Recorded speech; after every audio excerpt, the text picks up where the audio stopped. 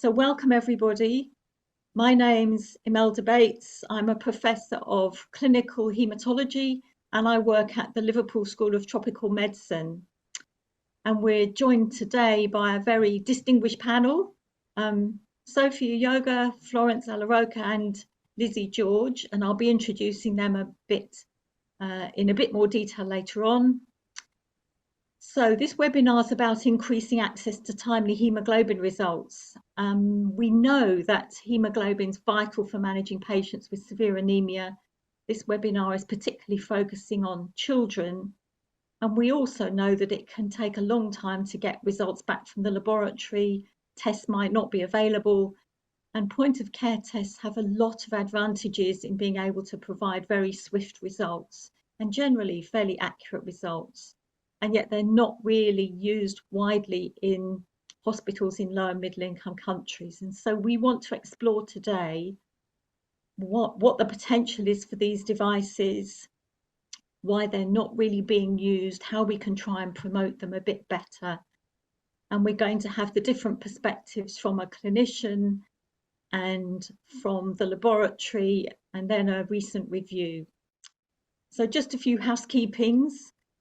It is being recorded, and because we've got so many people on the call, we're going to mute everybody's microphone and turn the videos off. If you need to have any technical help or you want to introduce yourself, please put that in the chat. If you've got questions, please put them as we go along in the question and answer feature, the Q&A at the bottom of the screen. And then we will try and field those at the end. We're not taking questions as we go along, but we'll amalgamate them and put them to the panel at the end. So I've introduced these people already, and this is the agenda. So we're going to have a conversation between Sophie and Florence, and then Lizzie is going to talk about the very recent and really interesting, fascinating systematic review.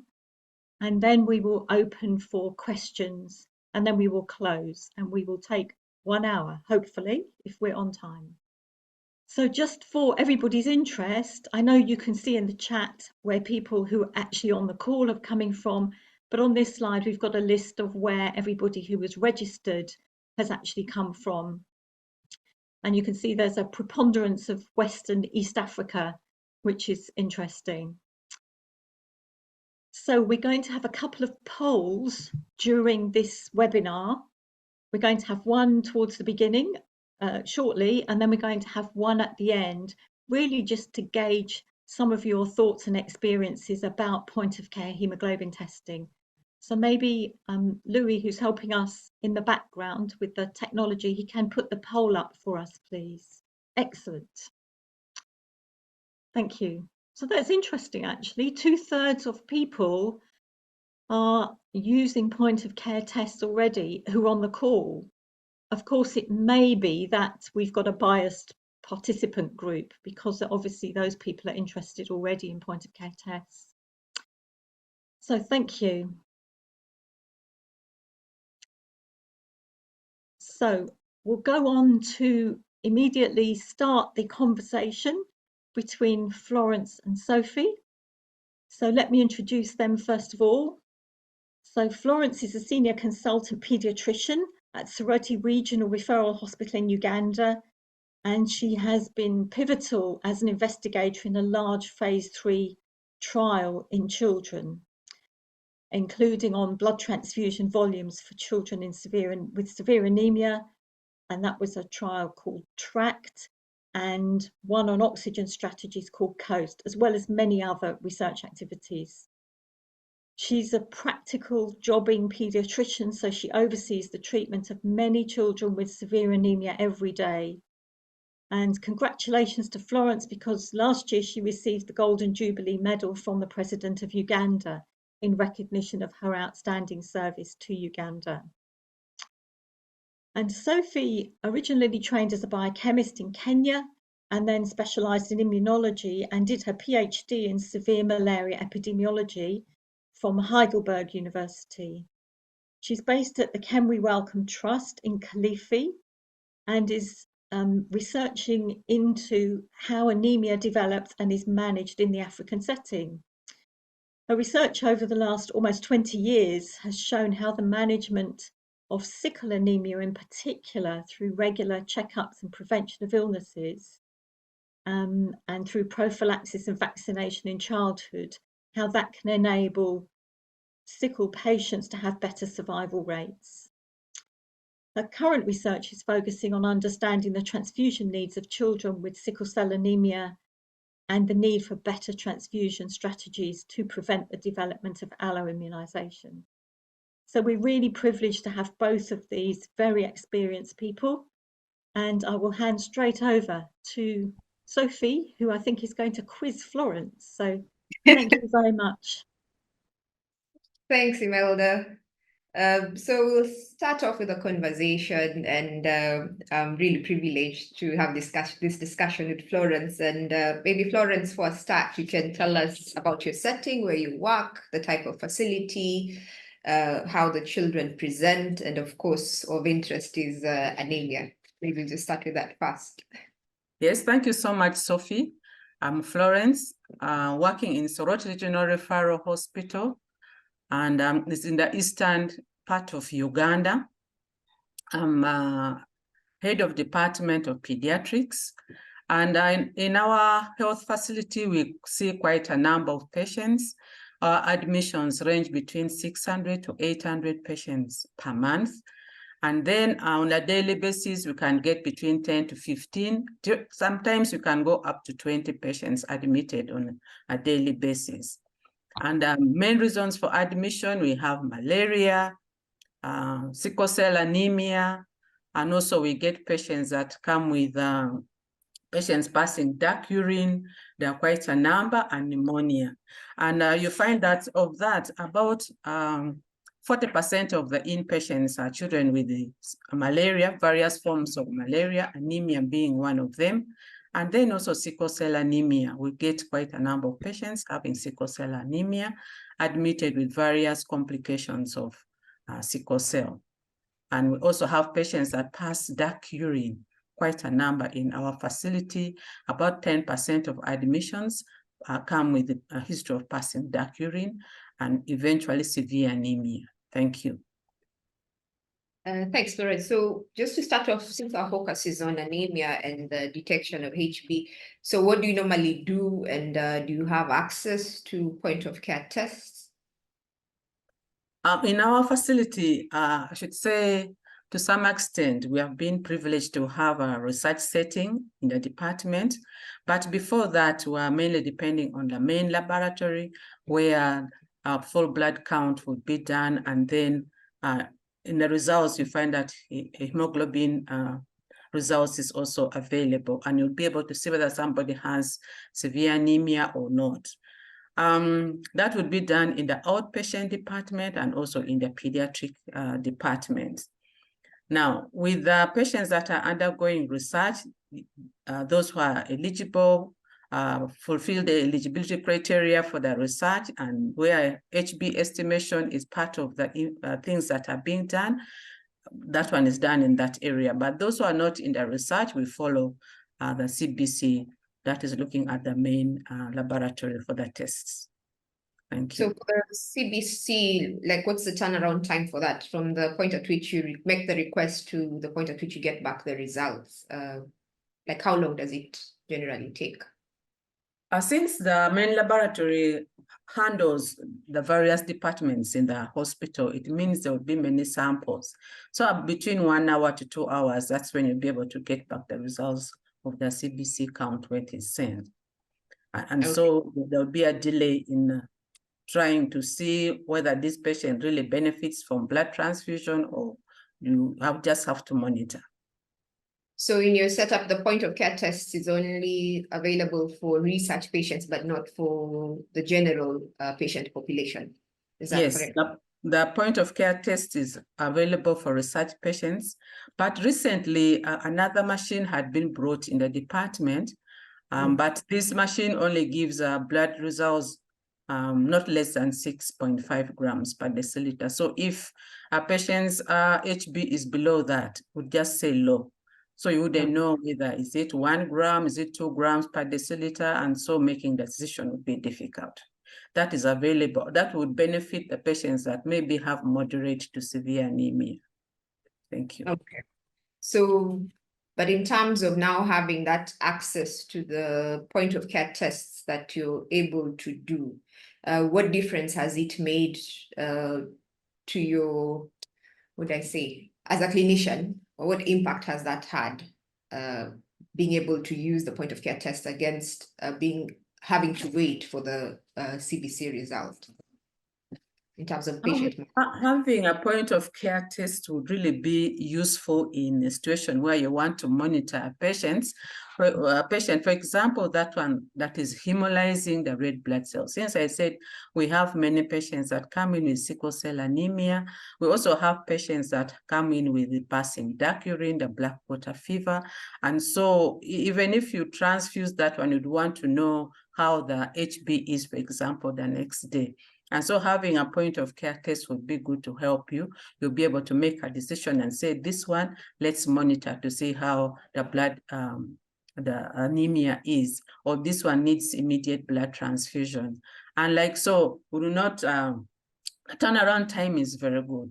Unlike in a situation where you have to wait for the results 1 hour or 2 hours later to come back. So having a point of care test for HB estimation is very good, that you get the results immediately. You don't have to struggle to get the sample, because it's just a finger prick and you get the sample, and anybody can be able to do that when trained how to use the machine. And that makes work easier for the whole team that is in the department. Thank you. Okay, so we just changed gears a bit to, in terms of reliability, because you've mentioned that there are cutoffs. Is there anything more you can talk about in terms of reliability of the point of care test? Because I guess it matters what type of test, I mean, the type of point of care equipment you have. So in terms of reliability, what would you say? Apart from that limit, you said the one you have goes up to 6.5. Is there anything else that would make you worry in terms of reliability of the results you get?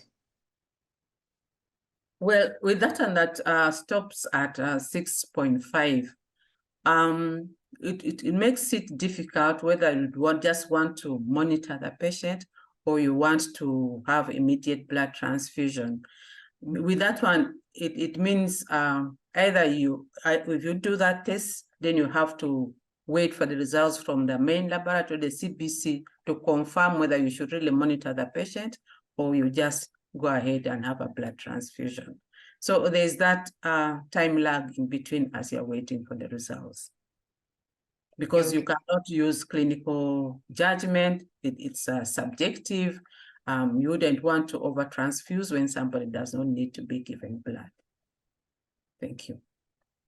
Okay, so even as you use or you have access to the full blood count and to the point of care tests, are there situations where you think the point of care test has an advantage over CBC, or where, like what you just mentioned, are there other situations where you might use the point of care test but still have to rely on CBC, which also brings in the other question of diagnosis vis-a-vis monitoring? How do you sort of decide when to use what, or what would you think about? Yeah, well, if your main interest is looking at the hemoglobin level only, the point of care test would be superb. But where you want to use the CBC to try to find out what is causing the illness in a patient. For example, a patient is weak, is having fever. You want to find out, is it a viral illness? Is it a bacterial infection? You'll be able to get that from a CBC count. And then also in case of monitoring, if a patient has been on some medication and you want to find out whether this medication is not affecting the bone marrow. For example, anti-cancer drugs do suppress the bone marrow. And so if you do a CBC, you'll be able to see whether the cells are now increasing, the hemoglobin is increasing, the platelets are increasing. You'll be able to find out from a CBC count. So that would be the benefits of having a total blood cell count done. But in case you're just interested in having HB estimation, point of care test would be useful in that you wouldn't be wasteful because you wouldn't require the other results may not be necessary at that particular time. Thank you. So in terms of the point of care test that you use at your facility, who makes the decision on what to buy? Is it based on price? Do they ask you first, like what your preference is? So how did they decide that the one that you currently have is what is suitable? Or maybe you don't even have a choice, you use what is available. Maybe you can tell us your experience. I may say that we don't have a choice because it was sent from the ministry in regional referral hospitals. We don't have a choice, maybe because of cost. So we received that, we still appreciate it. Yes, although there are some hiccups to that. Okay, but given a choice, like what would you, if you were to advise them on what to buy next, what would you tell them? Yeah. At least a machine that can give you readings as low as 1 grams per deciliter or 1 to 2 grams per deciliter, so that you can be able to see, monitor your patient well. Because situations where the hemoglobin level is between 4 to 6 grams per deciliter and the patient is stable, is not in cardiac failure, you would not want to transfuse the patient. You can monitor as you treat the cause of the anemia, and this patient may be able to pick up. So in that situation, blood transfusion is not necessary. But you cannot have that if you don't have the machine that gives you the lowest readings as well. So it's very necessary to have the machine that gives you the lowest readings. Thank you. Thanks. And maybe finally, in terms of impact, how would you maybe describe the impact of, the use of point of care tests in your work, or maybe in your center? How has that influenced how you manage your patients, or even maybe how the rest of the doctors manage the patients, or even the hospital? I know being a facility that does a lot of research, there's a way research impacts on just general patient care. What do you think the introduction of the use of the point of care tests through research has had? Yeah, this has been very useful. If I should say that not only the research patients benefit from the point of care tests that are there for patients that have been enrolled into studies, there are times when once in a while you can ask to have another patient that is not on research to have the HB estimation done using for example, the HemaQ machine that is on the research side. And so with that, it helps with decision making. It becomes fast. You get the test, you make decisions immediately. Say, this one can hold on, or let's transfuse immediately. So it has been very useful and beneficial to the department here. Thank you. And in terms of maybe access, so maybe for the ones you use, do you regularly get the supplies? Is it difficult? Do you experience stockouts? No. That one, for the research side, there hasn't been problems with any stock out of the supplies. We have been getting it. And then also the other one, the machine that is on your department that gives slightly higher readings from above 6.5. That's to some extent, we have also been getting the supplies. So we haven't had challenges with it as well. On that, we have been having challenges of having a complete blood count done. Sometimes when we get stock out of reagents, or if the machine breaks down. That is in the main laboratory.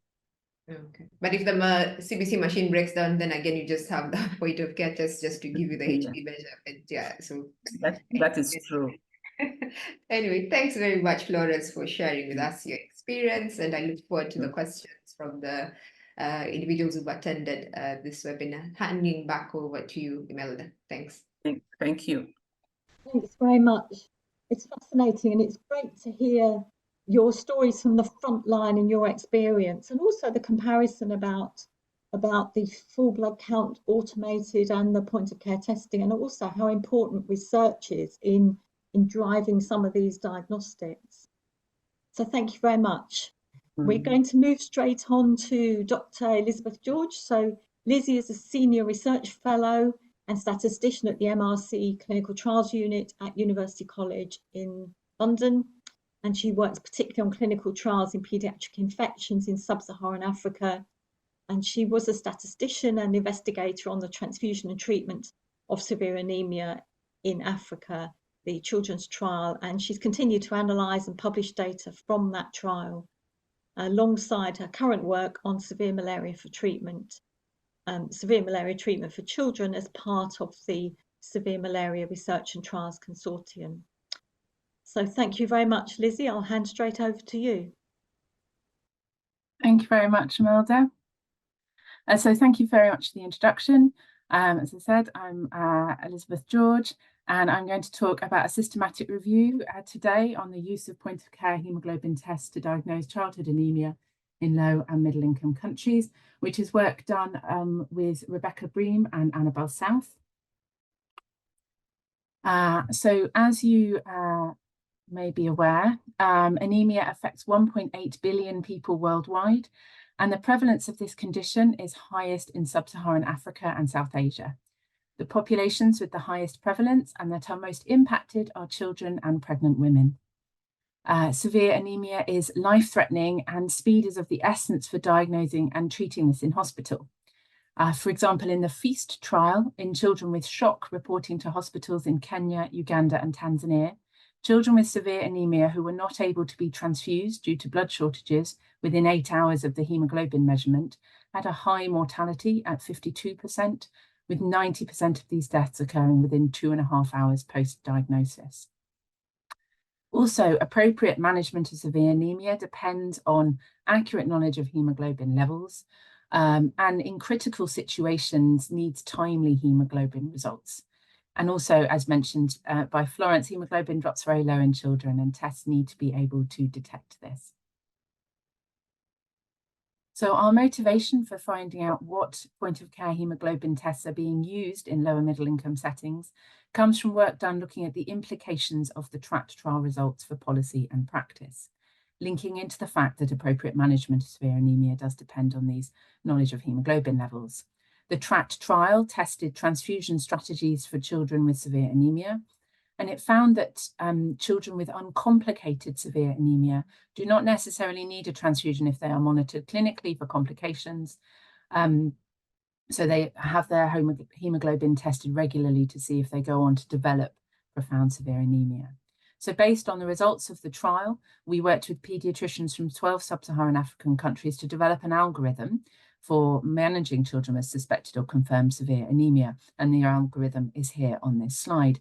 I've circled in blue the parts of the algorithm that depend on access to haemoglobin test results, because we know that clinical signs are not always good indicators of which children require transfusions. So know that time is of the essence, and they need transfusions quickly to prevent deaths. But we learned from meeting participants that haemoglobin tests were nearly always complete blood counts in their settings, and those were sometimes unavailable, or if available, could take hours to receive the results due to the busy nature of the hospitals, as Florence said, and other factors. So point-of-care tests have the potential to reduce delays and ensure clinicians have the information they need to guide treatment. So we wanted to find out what point-of-care tests were being used in these settings, how accurate they are, and any challenges to their use. So we did a systematic review of the literature. So we searched 11 databases and trial registries up to June last year for records published since 2008 in the English language. Search terms were based on 4 concepts: anemia in children, point-of-care haemoglobin test, low and middle income countries, and a clinical setting, so excluding those done as a population survey or similar.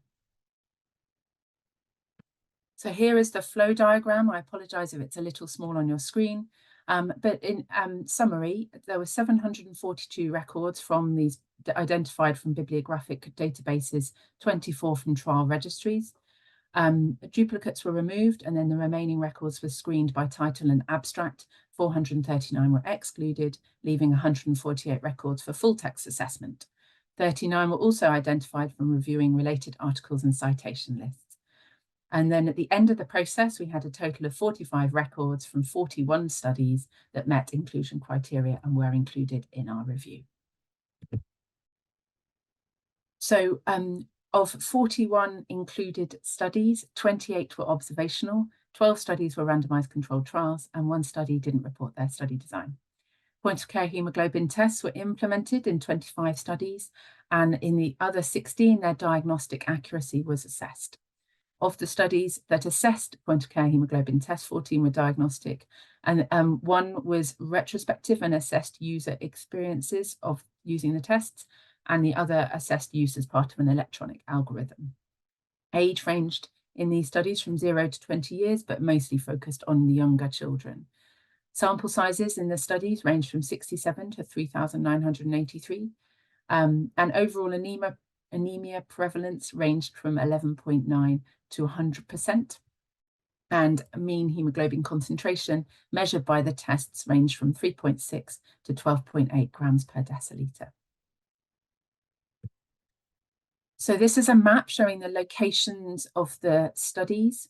And as you can see, they were mostly in sub-Saharan Africa. And the countries with the highest number of studies using these tests were Uganda and Tanzania. 28 of these studies were in hospitals and the rest in other sort of health clinics or centres. So a total of 15 different point-of-care haemoglobin tests were used in these studies. 13 were invasive and required whole blood samples. 2 were non-invasive, as can be seen on the right hand of the slide. All devices were portable, calibrated, and used either changeable or rechargeable batteries. All results were available within 2 minutes. All invasive tests, excluding the iStat, required a sample volume of 15 micromoles or less.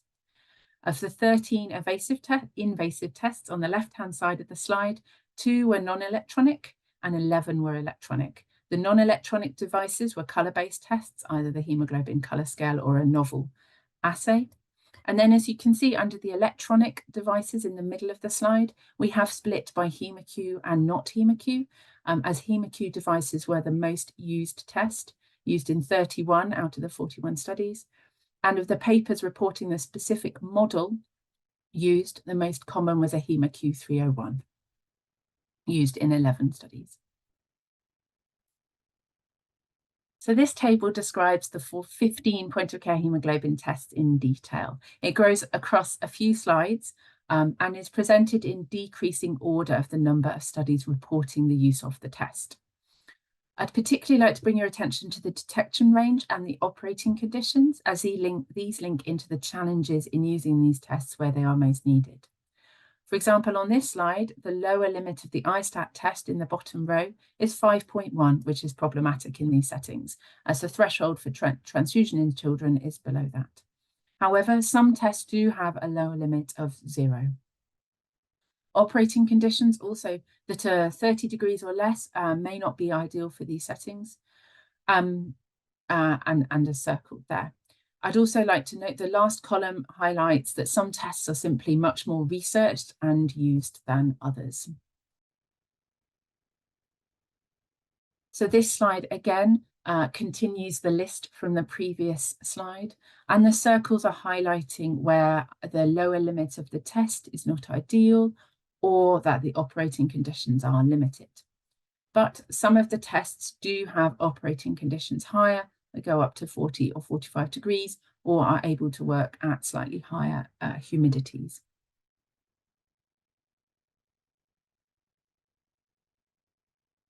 And then on the last slide is the 2 non-invasive tests, but these aren't really suitable for testing for severe anemia in children, as the lower limit of detection is 8 grams per deciliter, which is higher than the definition of severe anemia and even kind of moderate anemia. So diagnostic accuracy data were available for 10 point-of-care haemoglobin tests in 11 of the 14 diagnostic studies. Test performance varied across individual studies, and 5 studies reported the authors indicated the results were clinically unacceptable. The graph here shows the 95% lower and upper limits of agreement, ranging from minus 0.17 to minus 3.4 grams per deciliter, and 1.3 to 5.2 grams per deciliter respectively. Each row is a point of care test, and in the brackets is the comparator. And so 95% of the differences between the measurements from the test and the comparator lie in these intervals, and the graph is ordered from the smallest to the largest interval. The HemoQ301, you can see at the top, had the smallest interval when compared to a hemoglobin from a full or complete blood count, and this device has actually also been used as a comparator in other studies. Wide limits of agreement, however, can lead to denying a child in need a life-saving transfusion, as it won't be reading the hemoglobin below the threshold for transfusion correctly, or you could end up giving a transfusion whereas it's not always needed, thus introducing some risk and wasting a scarce resource. The next slide is also looking at diagnostic accuracy in a different way. This way, each bar is representing for that test within the study the percentage of samples within 1 gram per deciliter of the comparator, which is given in brackets next to the test. Some comparators are hematology analyzers, and the other comparators are HemoQ301s. Some did have 80 to 90% of samples within 1 gram per deciliter, but others had much lower percentages. And they're ordered, as you can see, from the largest to smallest percentage. So this slide is looking at the challenges reported with the test. 13 studies reported challenges to their use. Overestimation of hemoglobin concentration, authors reporting clinically unacceptable accuracy, especially with difficulty in estimating hemoglobin value with high precision, and some errors in sampling and environmental factors. Those were the most frequently reported challenges and are at the top of the slide. Other challenges, and the challenges, as you can see, are in blue, and then the studies and the tests that had these challenges are in the boxes underneath them. Other challenges included the cost of device, the consumables and training, some difficulty in obtaining measurement, inter-observer variability, supply and stability of the consumables, and difficulty handling the cuvettes and things. So the strengths of this systematic review is that there is wide inclusion criteria and adherence to systematic review methods, and ongoing trials were included. The risk of bias and applicability of included diagnostic studies was assessed, and more detail on that is available in the paper. We do, though, acknowledge, however, that only 13 studies reported challenges to their use, so therefore not all the challenges are reported. And clinical trials and research studies are not representing the total use of point-of-care hemoglobin tests, and they may be biased by trial funding, and the supplies of tests and consumables may be better. We also note that this review does only include studies with children, and didn't include the use of these tests in maternal care and prevention of anaemia in pregnant women. So in conclusion, we found a variety of diagnostic accuracy results from different tests and different studies. Some did have some good accuracy within sort of 1 gram per deciliter of the comparator. There are different challenges, in particular including cost and availability of consumables. So there's some areas for improvement with these tests, in particular expanding the detection ranges, enabling higher operating temperatures, which particularly impact children in these settings, and creating sustainable recurrent costs for consumables. However, in settings where a laboratory is not available or slow, these tests are life-saving. So I'd like to thank Rebecca Bream, who did this a systematic review along with Annabelle South, and it is published here in Tropical Medicine and International Health. So please do look it up for more information. There are some briefing papers, which are a bit shorter than the paper, and other tracked papers at this link, and you can scan this QR code as well for information about those. And then along with Picturing Health, which are some filmmakers, we have developed a short video about this topic, which sort of summarizes actually what Florence and Sophie have been talking about, and the systematic review results. So that's available there. So that brings me to the end of my slideshow. Thank you, and I'll hand back to Imelda. Thank you very much, Lizzie. And I know how difficult it is to present all of that data in a very succinct and clear way, which you clearly did. So thank you very much. Thank you. So we're going to move on to the Q&A session. And I think Annabelle is sorting out questions for us. Yeah. People in the Q&A, please do put more questions in the Q&A. We may have time to answer more. And if we don't answer them all during this session, we will answer them after the session by email. So please don't hesitate to fill up the box. So sorry, Annabelle, thank you. So I think we've had a couple of people asking about who it is who are most affected by anemia in the context where our panel are working and more generally, and what are those causes of that anemia. So that might be helpful context as we launch into our discussion. Thank you. So maybe that's a question for Florence to start, and then Sophie, certainly from the lab perspective, may also have seen where anemia patients are coming from. So maybe Florence, you could start. Thank you very much for that question. In our setup, I had mentioned earlier on that the highest cause for admissions on the pediatric ward are children with sickle cell anemia. Then we have children with severe malaria, and anemia being a complication of malaria. Then there are some children that come in passing dark urine, that is hemoglobinuria. We see quite a lot of them. So the main reasons for admission of severe anemia are those. But sometimes you also get children that come in with leukemia, and then a few as a result of trauma. With that one, we don't admit on the pediatric ward. That one goes to the surgical ward. Thank you. But the main reason for admission of cause of severe anemia is sickle cell anemia, severe malaria, and also hemoglobinuria. Thank you. Thanks, Florence. So that's a good perspective from pediatrics. Sophie, I don't know if you want to come in with a sort of broader where all the other anemias are coming from. So the other anemias, so our situation in Kenya reflects what Florence has said on the pediatric end, but we also have a lot of transfusions happening in the adult wards, especially in maternity. We also have trauma, as she's mentioned, but we also have patients on chemotherapy and also patients on dialysis. They're really large consumers of blood and blood products within our setup. Yeah, and you could see how point of care tests would be useful in all of those, in emergency departments, in labour wards. I mean, all those other areas that you mentioned, you could see they equally have an urgent need for on-the-spot haemoglobin testing. Yes, I guess the catch is the turnaround time. So if you're in a setup where your turnaround time is 10 minutes, 5 minutes, if your lab is nearby and well-resourced and you don't have stockouts, then you can wait for the CBC. But times the clinician needs to make a quick decision even as they wait for the CBC. So I think the point is, depending on where you are, the status of your patient and the turnaround time, whatever works for you, but definitely they're quite important. Yeah. Can I just clarify, is it the turnaround time for because CBC is obviously very accurate, and ideally if you could have it right there, that would be the thing to have. So what is the delay? Is it just the distance? Because the actual test itself doesn't take very long. Yeah, so the test doesn't take long, but then it depends on your system, who does the blood draw, where are you seeing the patient at?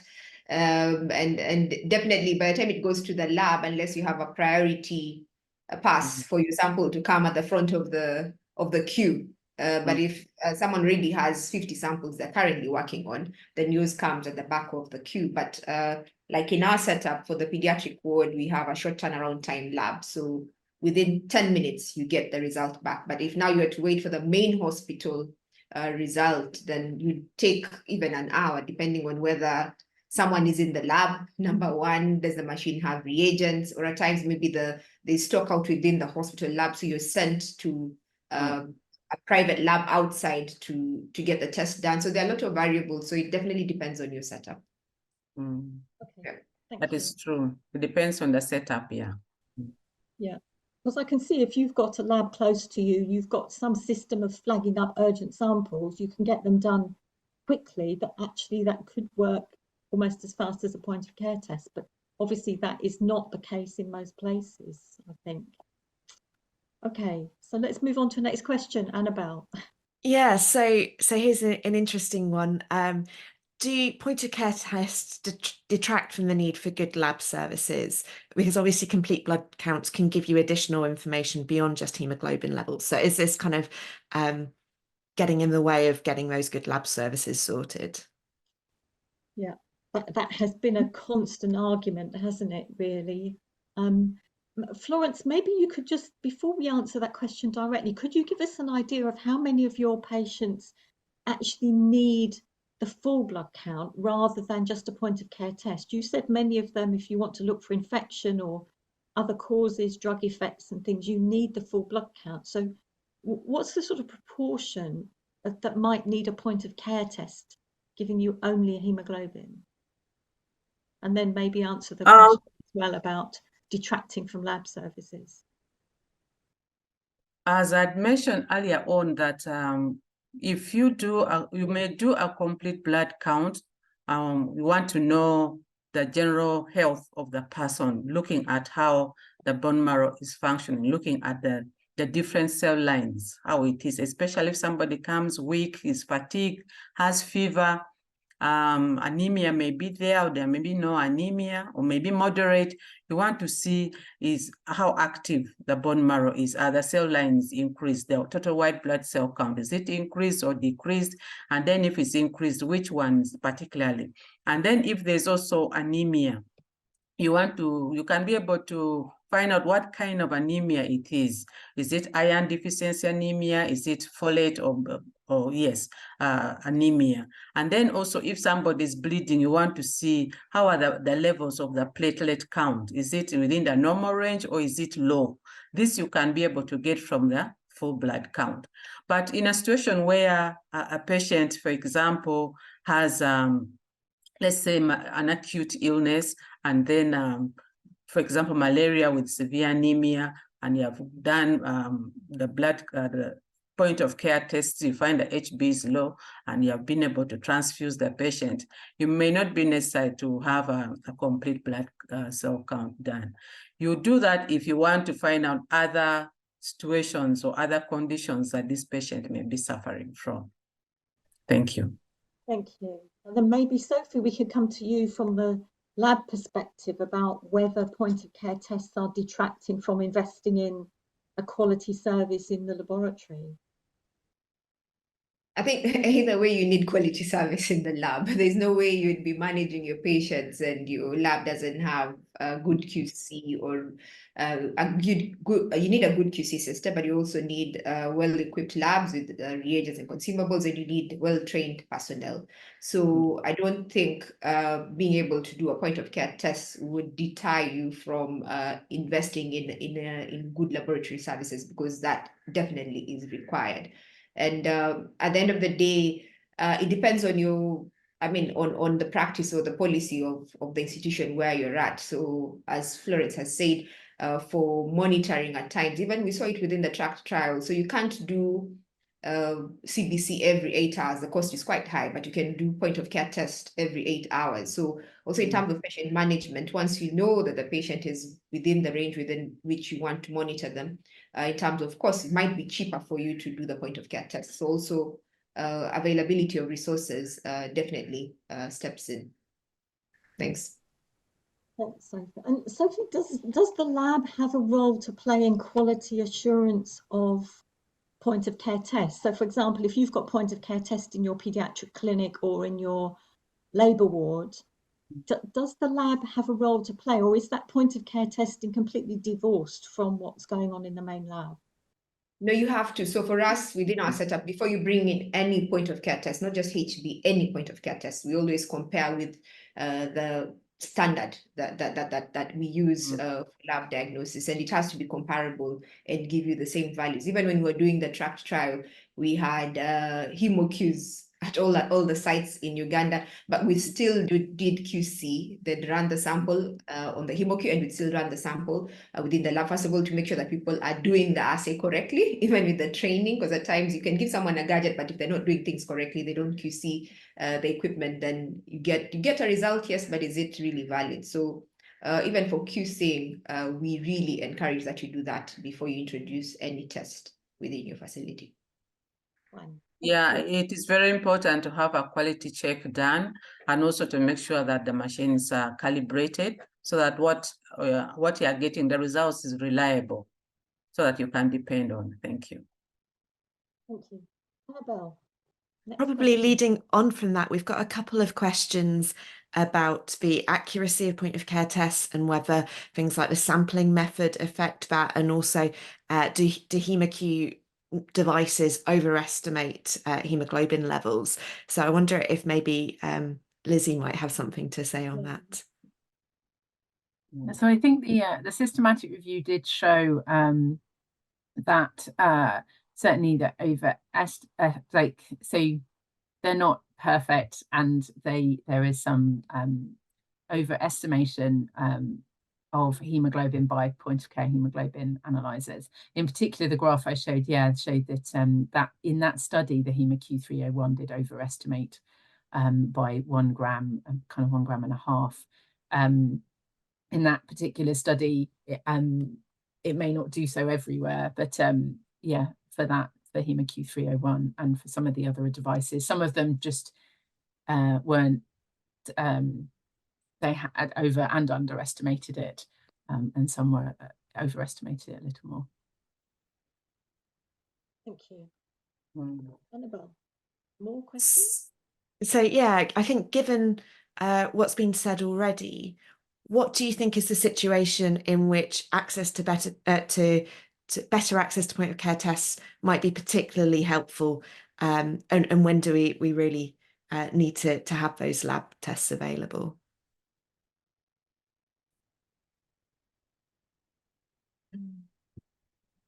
Is that Florence stepping up to answer that one?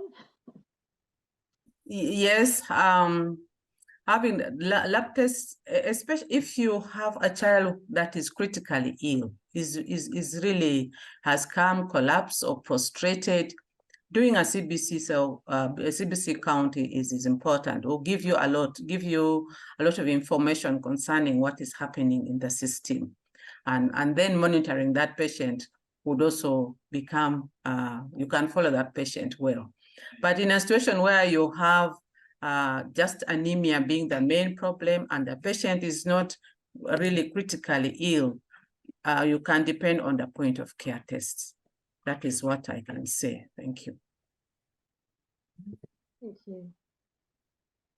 Yeah, can I add, from what I understand, it is often where the time seems to be of the essence, because although even though a good, well-qualified lab can get it back, that's not usually the setup, and setups vary enormously. So a sort of straightforward thing is to have the device on the ward, on the bedside, and even with the challenges, be able to get that hemoglobin and get that transfusion going, especially when children need it so fast and every minute then counts. So from what I understand, that's one area where they really have the advantage. Thank you. We've got a comment in the chat from somebody who's where their setting has been affected by conflict and the lab facilities just aren't available, and so I think that's another perhaps use case where point of care tests could make a real difference. I think as we're starting to get onto towards the end of this webinar, I think some of the questions have been coming up. How do we improve access to these tests? So I wonder if the panel have any thoughts on what needs to be done, whether that's evidence or advocacy about improving use to these for the situations where we've talked about them being appropriate. And also bearing in mind the challenges that there are to using them. Particularly perhaps the cost of consumables, because I think the CBC machine, it's cheap in the long run because you're doing many tests and you can buy bulk reagents. With point of care tests often have a cuvette that's disposable, so the more tests you do, the incremental cost is higher. So I mean that has always been a barrier as well. But it would be good to hear from Florence and Sophie, particularly about, in practical terms, what they think we could do to try and push this forward. What do we need to do?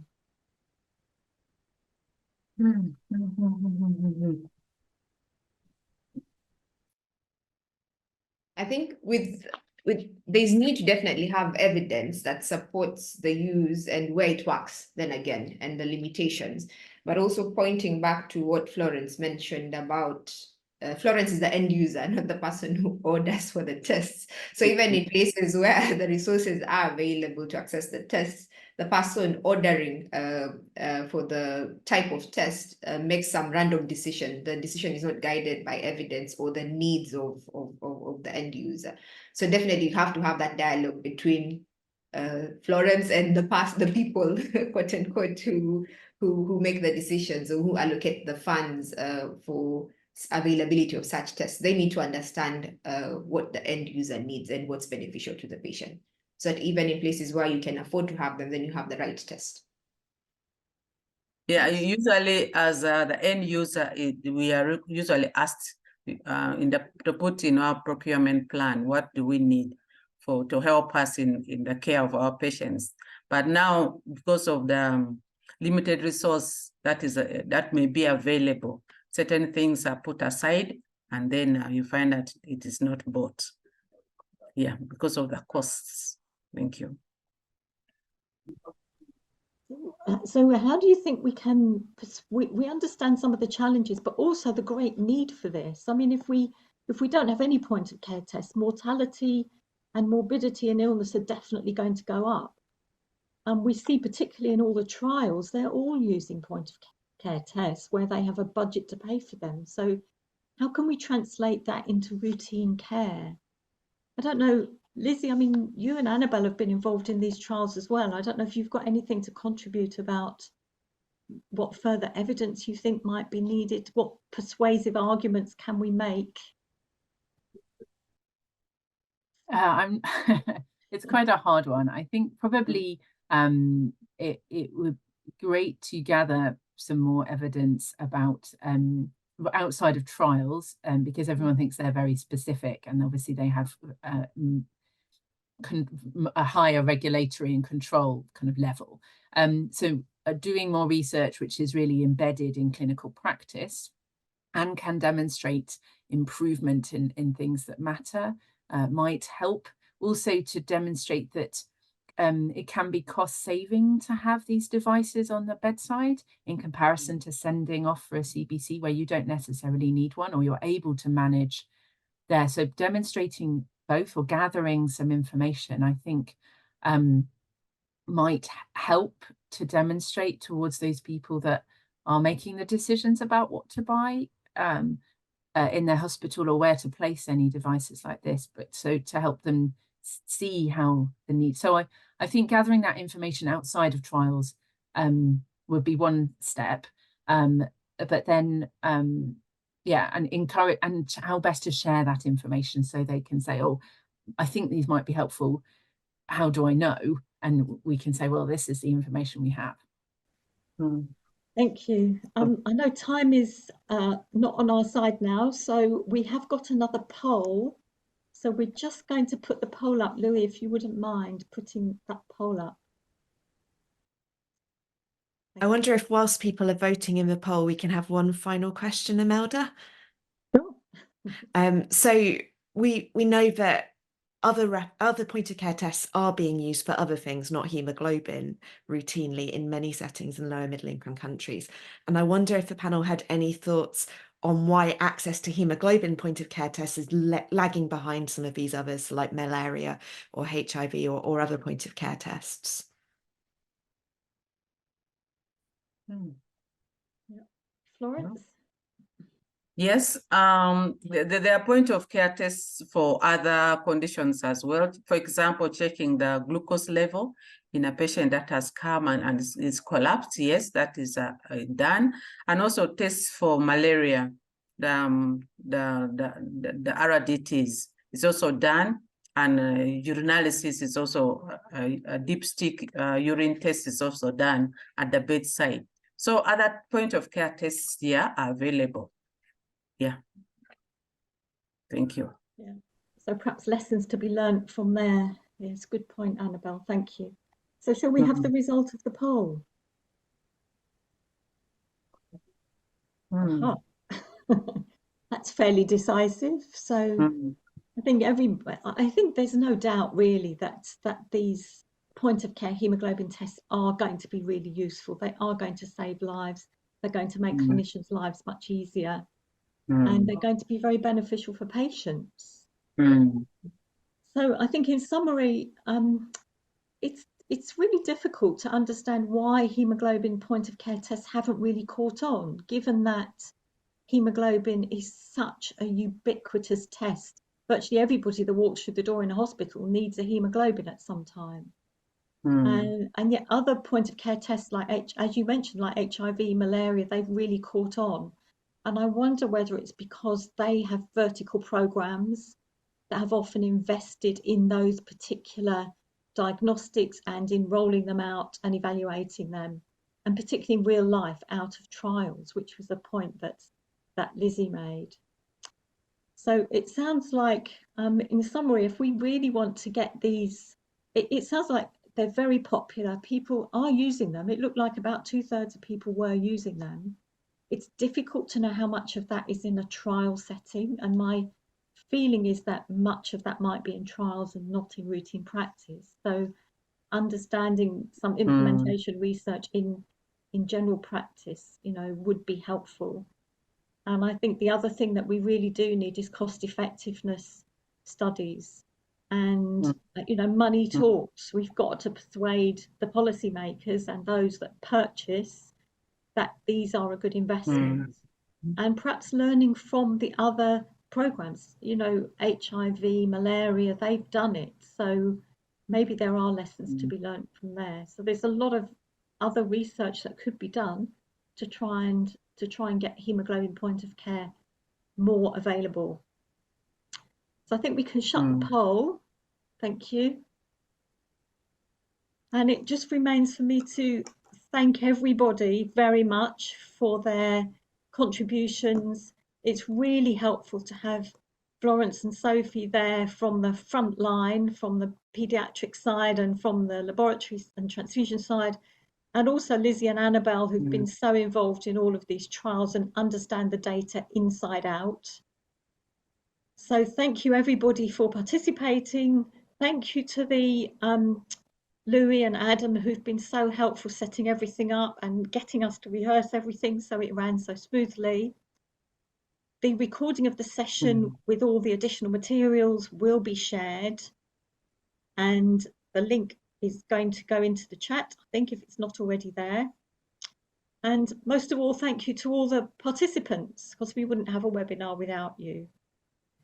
So thank you very much, everybody. The next webinar you saw there is Making the Best of Mentoring. So please scan that in and register for that one, which is at the end of next month. So remains for me to say happy Christmas holidays to everybody, and thank you so much, everybody, for your contributions. Thank you. Thank you. Thank you. Thank you. Thank you very much, everyone.